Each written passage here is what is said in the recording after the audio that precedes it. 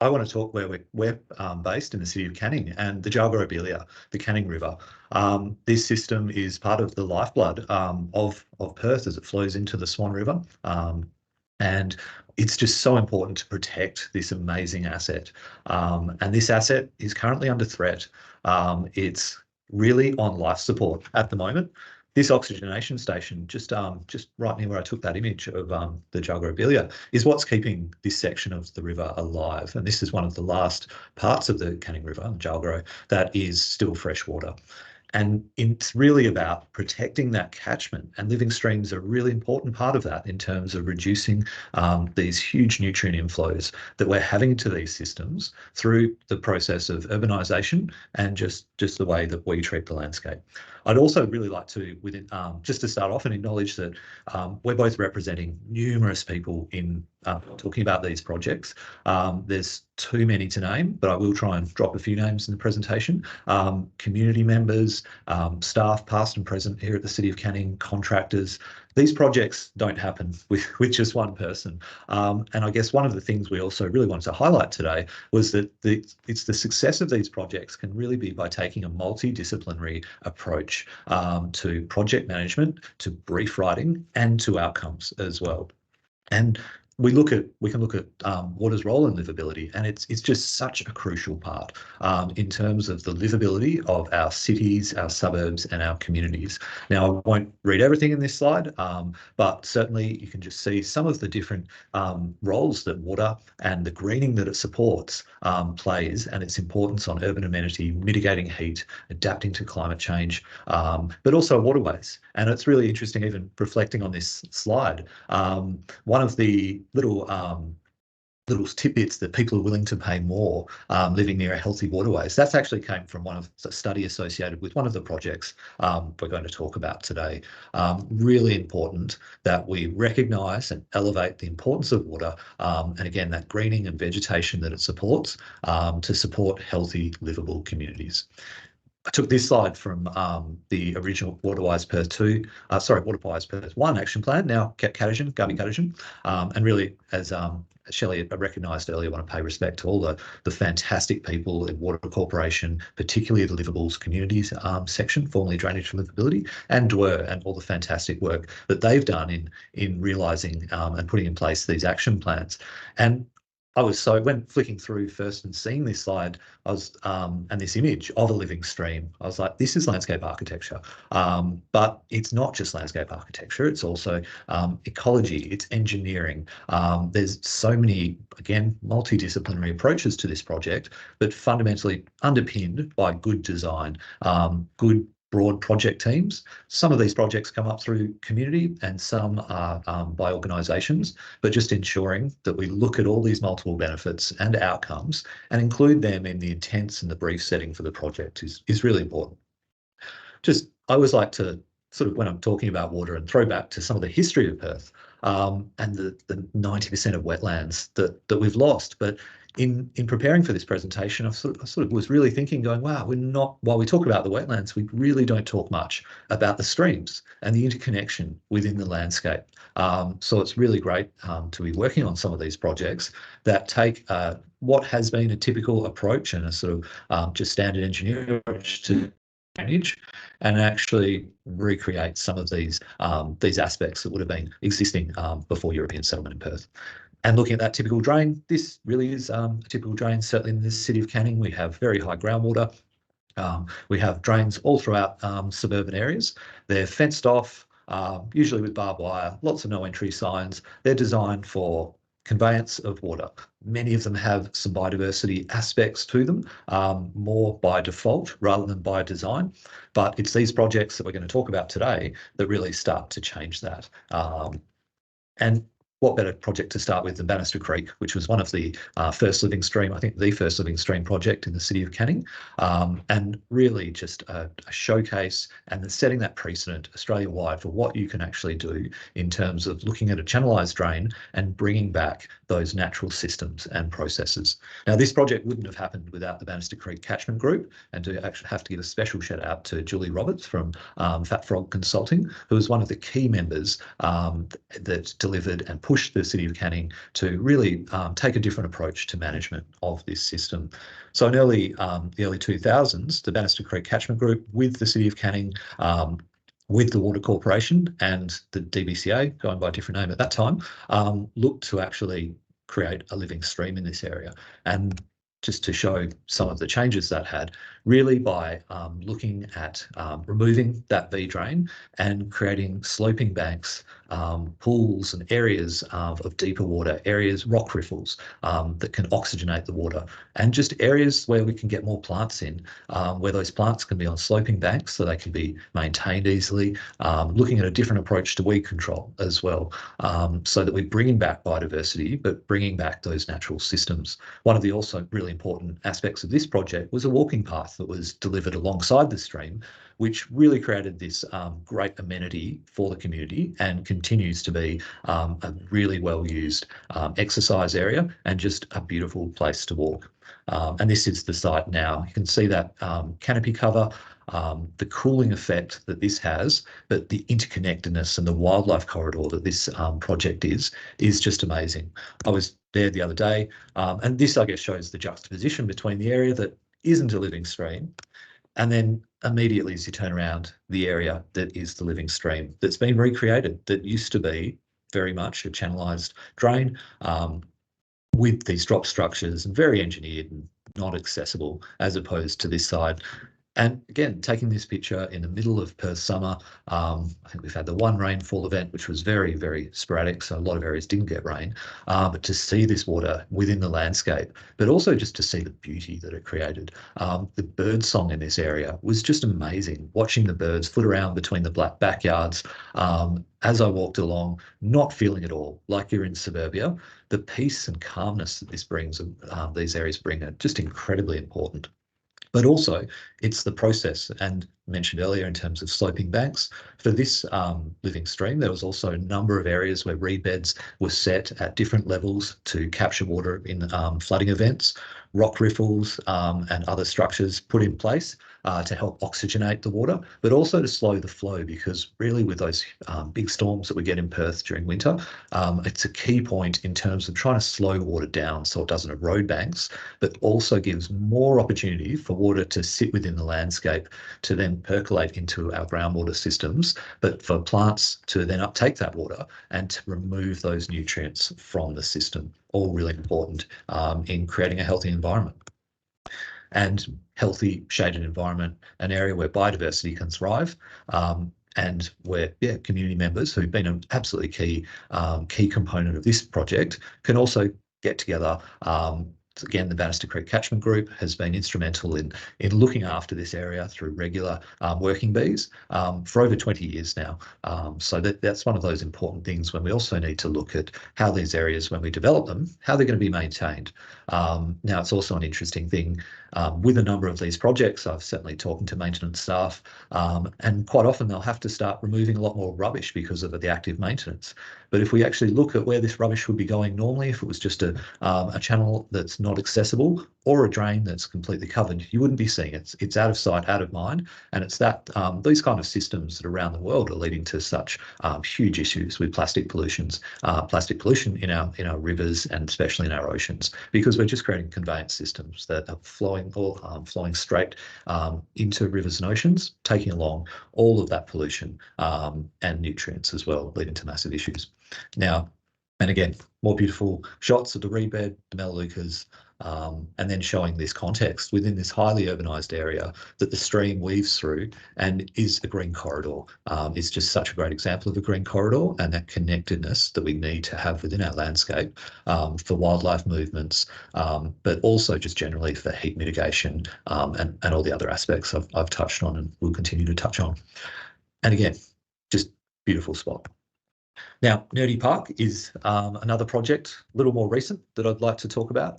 Now, Giles, I'm so yes. sorry to interrupt, but incredible so far. Just for all of the people who didn't see the chat, I'm so sorry. If you have questions for Giles and Shadra, please pop them into the Q&A. We will have time for Q&A afterwards, but so as you're thinking about the question, just pop it into the Q&A, and then we'll talk to those, answer your questions at the end of the presentation. So apologies for butting in, but just for everybody, if they can do that, that'd be fantastic. And then I will just also run a poll at the end. All right, back to you, Giles and Shadra. Thank you. Oh, no, thanks, Shelley. And look, actually happy for you to butt in and ask any pertinent questions that might be coming up in the chat as well. But yeah, we will try and leave that time at the end. I'll try not to talk too much. But yeah, more than happy, because it's some of the, I guess that's what we want to showcase today, is both some of the great projects, but also some of the challenges as well, because it's through sharing those challenges that others can learn, and we can keep setting those precedents higher and higher in terms of what's delivered. And I think that's one of the great things I see in working in local government. We can share precedents and continually raise the bar on what's delivered, but really also help people with their projects, help make them cheaper and easier to do, so we can get a greater uptake of them. Because we have, I would say, hundreds, I'm not sure if it's thousands, but a lot of kilometres around Perth of these drainage network, either water corporation or local government, that is behind fences and really designed for single purpose. And we want to take that and really get broad scale uptake of these systems. This was, I will look through some notes. This was the site in 2021. The project did start in 2020. And with some funding from Circle, another fantastic catchment group. For those that don't know, that's the South East Region Centre for Urban Land Care. And they actually formed from Bannister Creek. In terms of Julie Roberts, who I mentioned earlier, went on to be one of the founders of Circle. So it's interesting how a living stream project actually can have this landscape-wide impact that you may not realise. Also, again, another Drainage for Livability, now Livable Communities project, but also working with other groups like Perth NRM, and fantastic staff here at the City of Canning, and also consultants as well. So this, we had Syrinx Environmental working on this project as well, and people as well from DBCA, people like Glenn Bileveld, who absolute legend in this space, and Brett Kuhlman, another legend from Circle at the time, now from, I think, Vivacious Surrounds. It's Brett's company that looks at living stream design and water sensitive urban design in general. Now this project, again, you can see to the right, very typical standard drain, and then just a quite irrigated parkland with some old stands and melaleucas within there. This is really very close to the Jalgarobilia, and had been identified as an area with really high nutrient load through it, coming from the pipe. This catchment comes from the Canning Vale industrial area, so really important to try and intercept these nutrients. And typical image, even just with that little asbestos pipe down the bottom, I mean, that is something in Perth that we really often see. I think almost every project I've worked on has found and come across asbestos, because that's what was used for piping back in the 60s and 70s. Those little boards holding up the edge, and just that channelized drain, usually also very constrained site conditions that these streams have in these areas, and also pretty much all of them seem to be within acid sulfate soil risk areas, so a really important consideration. And I do have to apologise if I'm taking any of what Chandra's going to talk about as well. But yeah, all these challenges that you have on site, so it's always good to know about them, to then make sure you're going to these projects with a healthy contingency or a process that allows for design adaptability, which is what we're going to talk about today as well with Lake Street and with part of this project too. So this was an early concept sketch by Brett Kuhlman. I put this in talking to Rebecca Clifford, our drainage engineer, who's one of the key people in this project, just to show how Brett's thinking was actually about having the wind, that sea breeze that comes through Perth, going across the water, and how the oxygenation, but the natural processes and the process of wind can actually be one of those things that we may not always consider when we're looking at design. So the idea with this is to really take water out of that narrow drain and bring it into the park space, but also then create these meanders and these riffles to create all those attributes I've spoken about before. This is the concept plan. So it actually shows, and I'm going to talk a little bit about the wetland and the living stream, excuse me for a moment. So this actually looked to take up part of the park and create a wetland system, but also then create the living stream. some sections of the area that show things I've mentioned before. And I guess in terms of creating some deeper areas, really important for water quality and for biodiversity, but also those sloping banks, because considering maintenance is really key for the long-term performance of these systems, ensuring that staff or community members are able to get safely down the edge of these slopes is really important.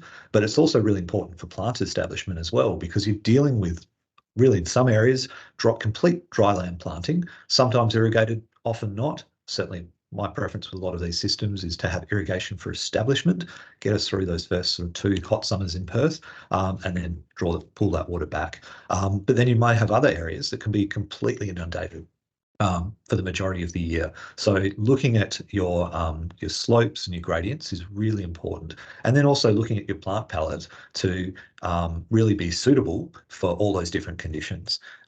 This project had a really great biodiverse plant palette, which is really essential because we live in one of the most biodiverse places in the world, in Perth, and it is just, we should really be celebrating our native flora that is also really well adapted to these conditions and the many conditions that will be created. And sometimes we don't know what those conditions are.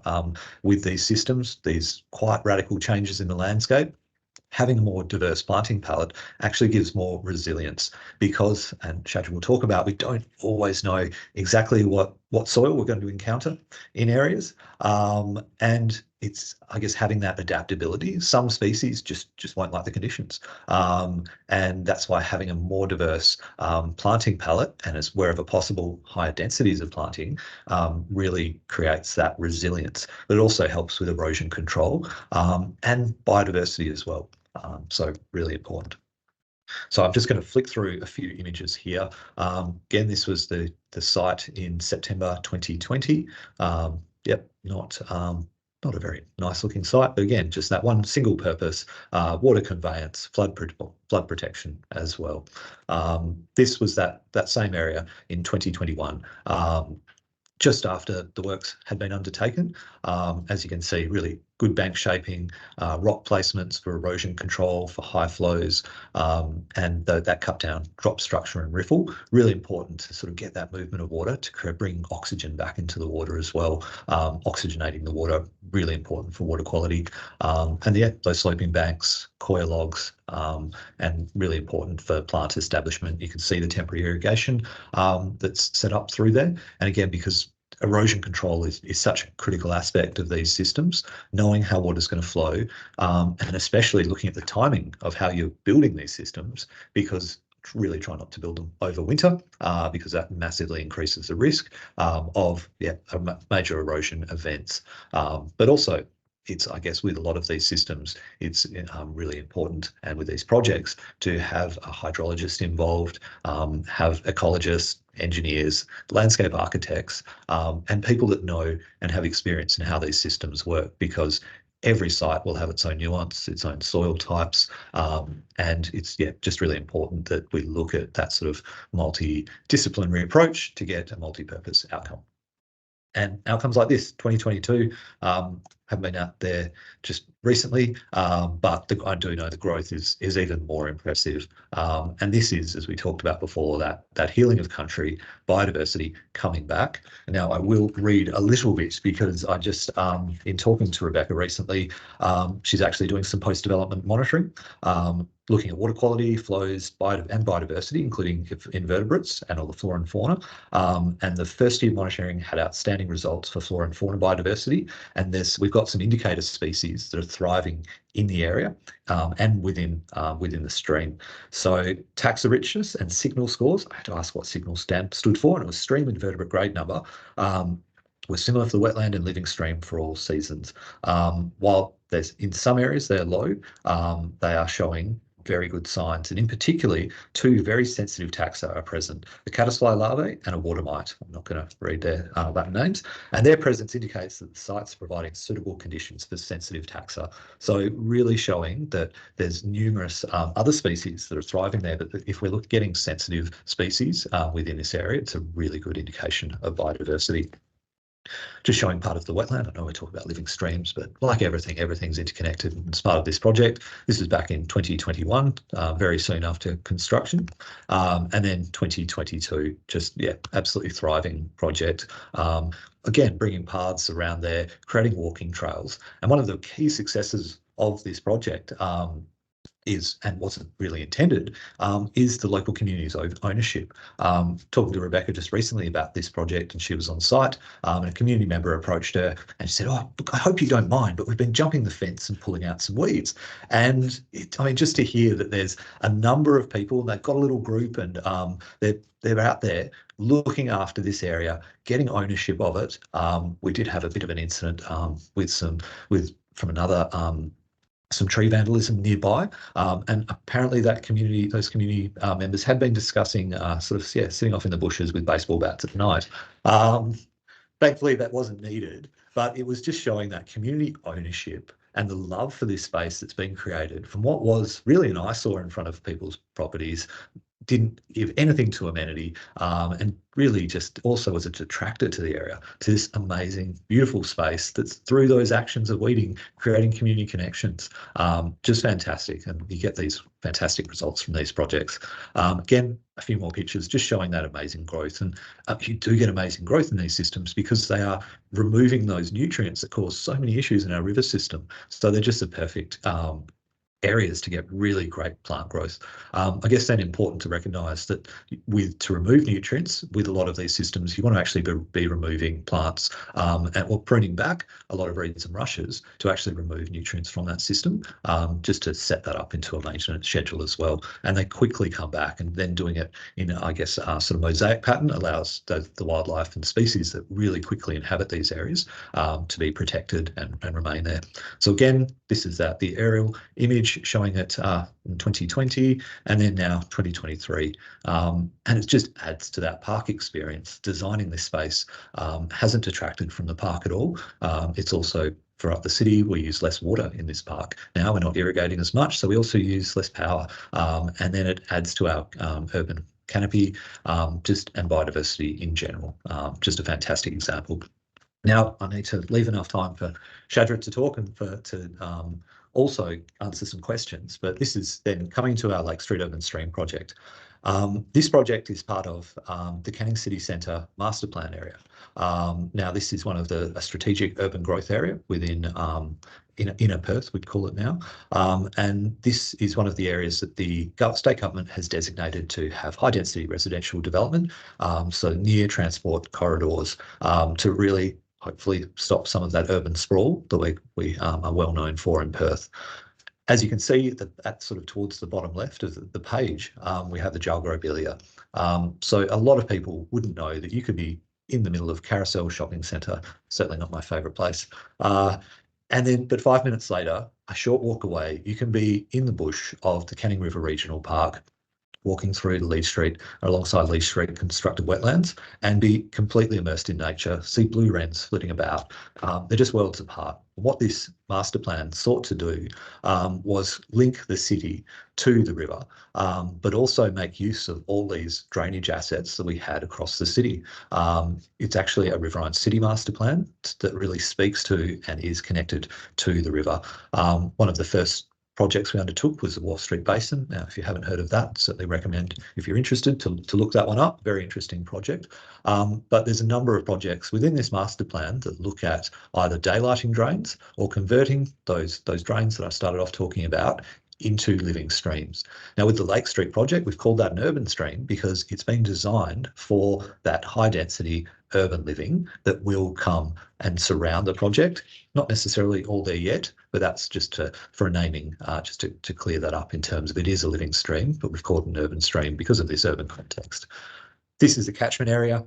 Yeah, won't go too much into this, but it just shows where we've got a whole lot of pipe drainage in the sort of the pink, but then the green is that we've got a lot of these open channel drains as well. And then these basins all across the landscape, really high groundwater in this level, sometimes surface expressions of groundwater, and in others just a metre below the surface. So with a site like Lake Street, again, another fenced off drain at the time, we have water flowing through these systems all year round, because it really is the old wetlands that were across Perth are really still being drained out. And though in some levels it's very important to maintain some levels of drainage for the health of our river systems as well.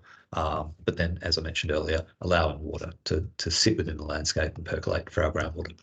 These were some of the site conditions that we came across out there. Just very neglected site, full of weeds. There were some shopping trolleys there, which we at the time were calling our city standard gabions. Yeah, just a range of, I think there was a cat out there. There was a number of little areas that local teenagers were undertaking illegal activities in. Just really out of sight, out of mind, not the site you'd like to be near, quite unsafe, but also with this weed load that's in there, a lot of that is going downstream into the regional park and creating more issues in terms of management. This is the site in winter. Elements of I guess almost bucolic landscape with the willows and the greenery, but just this huge weed load. Now we did look to, I think Shadra will talk about trees and looking, not clearing everything, but certainly looking at changing it. This project had a number of concept plans associated with it. These are only two of them. And I guess it's something that if you're involved in these projects, it's also if you're given a design, is to question that design. When I took on the project, one of the designs that we were progressing that was given to me had, I think it was 5 plant species, and for me that was a bit of a red flag that we needed to really question that, is this design workable? As well as that, we had a number of changing site conditions around there regarding land tenure and properties that we were looking at. So we actually looked to really change some design elements, and we undertook with an external consultant a design review process, and also in terms of our budget, looking at how we were going to deliver this project and the aspiration within a highly constrained site, without those budget challenges, knowing that within this site and this type of project, we're going to get things that may not work out on site. And this is where Shadra and LD Total came in, because we took the approach of doing a design and construct contract. I'd like now to hand over to Shadra to talk about the delivery of this design and construct process and the project. Amazing. Thank you, Giles. So I think Giles has hit a lot of nails on the head with this one and with living streams in general. And there are a number of items that need to be considered every time you look at a living stream. And I think some of those are things like the biodiversity that can be brought to it, but also what the current social impacts are around those spaces as well. As we've discussed, there's been a lot of antisocial behaviour in a lot of these areas because they're so constrained, because they're fully fenced. It's automatically an area where undesirable people might go, well, I can be out of sight, out of mind. But also how the hydrology works within a space, and the fact that it is a conveyance system, it is an overarching bigger system, and they're not only within their own spaces. And the ground conditions. A lot of these drains have been there for a very, very long time. This particular one, Lake Street, I believe was fenced off for close to 50 years, and that's 50 years of it doing its own thing and not a lot of impact on it. So coming into this site, D&C was probably a very good way to go, which I will talk about why in a few slides as well. But this was the concept that we came up with, looking at what Canning wanted, what the other stakeholders wanted, and that's the other thing. There are an awful lot of stakeholders in a lot of these projects, and balancing those requirements and those aspirations can be very tricky. But tricky doesn't mean it's not worth doing. So for me, this was a 3-year project. For Canning, it was an awful lot longer. But I think what was great about this one and the D&C process on this one was absolutely everybody got invested. All the co-consultants, all my contractors, all got completely invested. Everyone went above and beyond, in my opinion. And I can't name everybody because I won't have time, but amazing work from literally everybody who worked on this project. I won't go into this one too much because for me, I think the photos kind of speak for themselves. But just to go into a bit more of the existing site conditions, this really gives you an idea of what we were working with. We couldn't see banks properly, surveys were old, or we had multiple surveys and you crossed them over each other and it didn't make sense. Water will do what water will do, and it can change from day 1 to day 2. So the reality is we needed at some point to be able to scrape this back and actually see what we were working with. So in tandem with doing the concept and looking at the site conditions, we actually went into weed management at the same time, which I'll move to in a sec. But range of weed species that provided really very minimal habitat in reality. Water flow was restricted. You've got clogged drains. You've got the amount of weed that was actually in the drain channel itself, so water wasn't flowing as it probably could have been. And yeah, antisocial behaviour was very, very high in this area. So one of the first things we decided we really needed to look at doing, and so that we could actually mitigate these weeds appropriately, was we started the weed management about 12 months before we actually commenced construction works on site. This was to allow us to better visualise the site, understand the topography properly, and we had a period of time we could do it. So we used glyphosate bioactive, which is obviously safe around waterways, which is also very, very important for a lot of the woody and herbs. And we also did a drill method for the trees that we were electing to remove. And these were things like palm trees, poplars obviously being horrible species in these areas. But we selectively kept some non-endemic species. Some of the willow trees we selectively decided were either very, very healthy or added to what we were trying to create, along with the stands of existing melaleucas. So a lot of people would be like, why are you keeping willow trees? But the fact is there is a bubolic, peaceful attribute to them. And the other fact of it is they take up water like nobody's business. And the reality is, in an area which, when you see the hydrology, it takes a huge amount of water, anything we can do to increase that water uptake is actually a benefit. So site issues. Acid sulfate soils was a definite, and you can see from that, I pulled this out of the geotech report. We knew that we had it in the base of the channel, which meant to keep everything moving along and to make sure we didn't risk releasing that further into the system, we weren't going to be doing anything in the very base of the channel. The other huge issue we came across, which was an interesting one and why DNC worked really well in this situation, was this site was considered H-class site in terms of clay, which means the footings and the concrete walls and all of that needed to be structurally engineered to absolute nth degree, which I can go into a bit more further down the track. But it meant water movement through the soil itself was huge. So we had to make sure that we mitigated that risk at all costs. They were probably the two big ones. Other aspects was obviously making sure that we weren't allowing any nutrients whilst we were doing construction to go down the stream. We did not do any pipe work to bypass this drain. We kept the drain open at all times, and we only had to do very, very minimal localised dewatering for some footings. So we tried to keep this system going throughout the whole construction.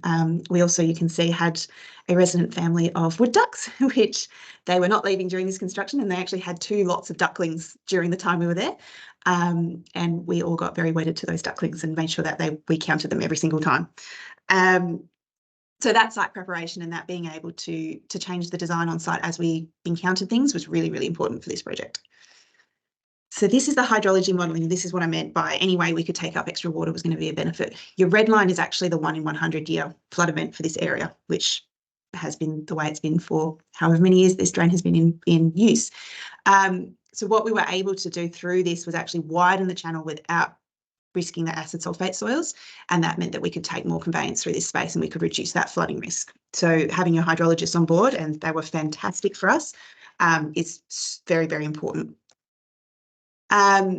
Earthworks and grading, obviously the next, and this kind of shows you exactly how much we were widening this channel and also decreasing slopes. Slopes were at about a 1 in 2 in the very base of the channel, which not only doesn't help with establishment of plants, but it's also not good if a person was to get into the channel and for them to get out again. Because this project was going to be in a future urban space, we needed to be really conscious of safety of residents, workers, visitors and the like. So we did undertake a surf life-saving audit, Royal Surf Life-Saving Audit.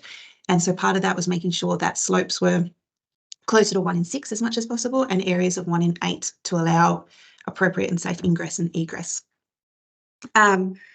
Excuse me, part of our earthworks also meant we actually removed a large quantity of the clay that was in here to make sure that ground conditions were as appropriate as possible for the future hard works. As I said, we widened the drain, but also removing that clay and removing a lot of that topsoil meant further weed management by getting rid of those seed banks as well. We also were able to retain some of the endemic vegetation in the reeds, which you can see in some of these imagery, along with those trees, obviously, and that meant that we called them islands for those fauna to actually reside during construction. It meant we didn't need to be going through and just removing everything, which was fantastic. It helped with erosion stabilisation, it helped with bank stabilisation, and again, retain the fauna on site. So these are the walls, and gives you an idea of just how engineered these walls were. These limestone walls, apart from being mass retaining walls, are also on huge concrete footings. They've also got rebar mesh as reinforcement.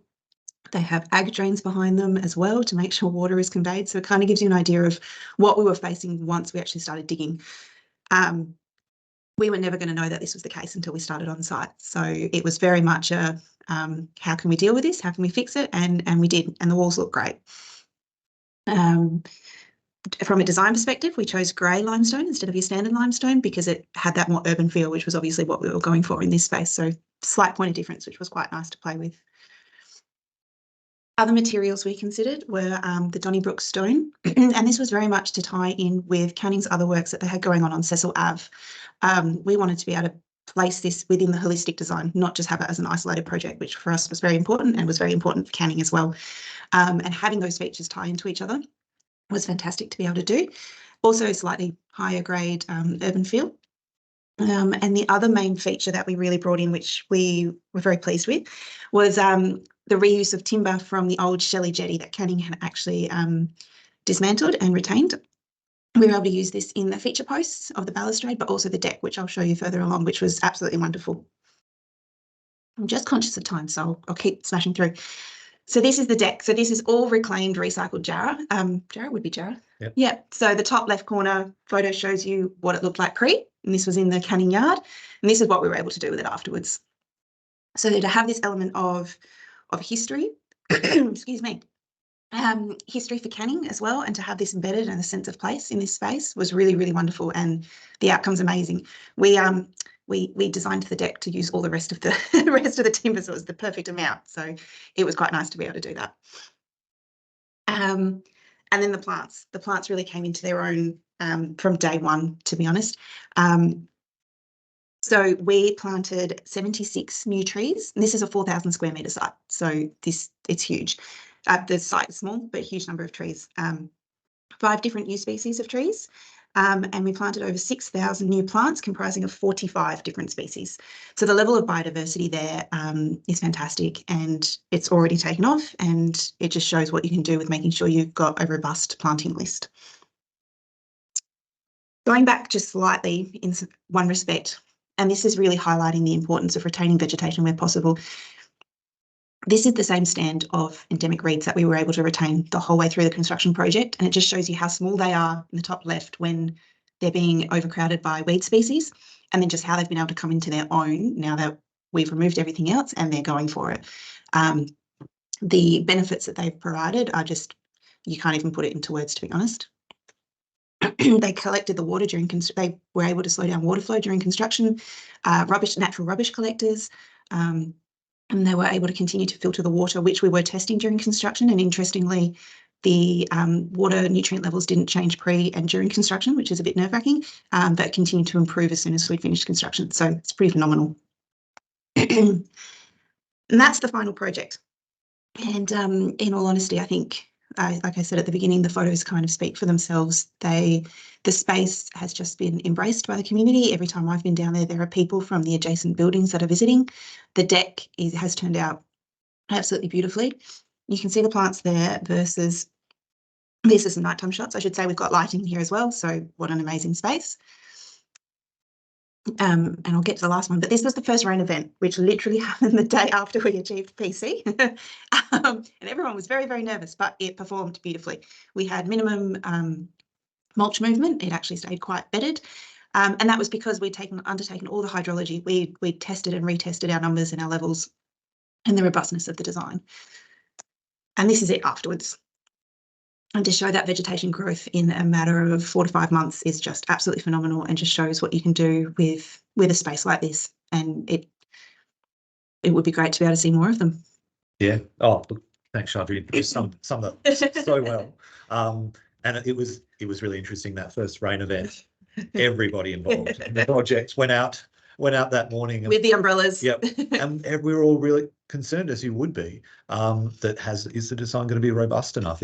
How's it going to perform? Was our modelling correct? Had everything worked? In terms of where the geofab had been placed along the edges. But as Shadra mentioned, I think really part of it was that retaining of vegetation on site. it retained all those root systems as Yep. well. But as well, then the design and the modelling of the design, it just performs so well. And quite often you do have people saying, look, no, we can't put mulch in these systems, it'll all wash away. And we were really surprised, and I know others at the Water Corp as well, Yep. that came along also after the rain event. Everyone was surprised as to how well it performed in such an early stage, and now it's performing fantastically. Just also to mention one of the other areas with this project, we were allowed to put temporary fencing that Yes. will then be removed once a living fence of vegetation comes in place. So again, as Shadra mentioned, really important for safety, but to also then allow that natural vegetation barrier instead of a fixed barrier is, I think, was something really great. And working with Yep. Water Corporation on these elements, and they were a key project partner for this project. I think it's about education as well. You know, you immediately removing people from a space doesn't necessarily let them understand the importance of the space. So by not having to have this area completely fenced, it's now going to allow that integration with the wider community, which I think is extremely important. Yep, absolutely. And look, I think we'll throw to questions in a moment, and also just have to thank some of my teammates, especially on this project, as well as the team at LD Total, who we think just did an absolutely amazing job. But also to Gary McCulloch and Angelica Lamaja and Jason Tyndale, some of the key people that helped deliver this project, but also the numerous others, too many to name, from different stakeholders and organisations. It's turned out really well.